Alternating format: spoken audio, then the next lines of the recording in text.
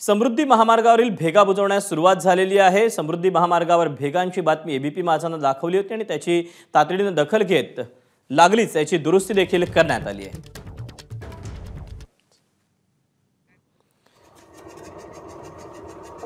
या समृद्धी महामार्गावर भेगा पडल्याची बातमी सकाळपासून एबीपी माझानं दाखवली होती आणि त्यानंतर प्रशासन जागं झालं। छत्रपती संभाजीनगरच्या दरम्यान समृद्धी महामार्गाला भेगा गेल्याची बातमी एबीपी माझानं दाखवली। त्यानंतर तातडीने प्रशासन कामाला लागलं आणि त्यांनी भेगा बुजवायला सुरुवात केली।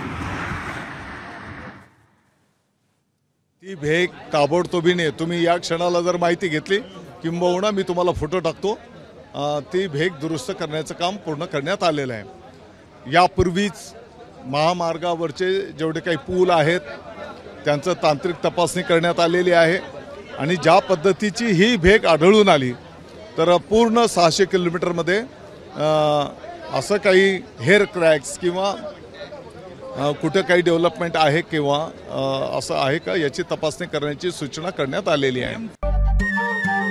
नमस्कार। मन सुद्धा तुझं ही वेगळ्याच प्रकारची मालिका तुम्हा सगळ्यांना खूप आवडली होती। याचा दुसरा सीझन कधी येणार अशी विचारणा झाली। प्रतीक्षा संपली आहे मित्रांनो, येतोय मन सुद्धा तुझचा दुसरा सीझन। होई मन सुद्धा तुझं।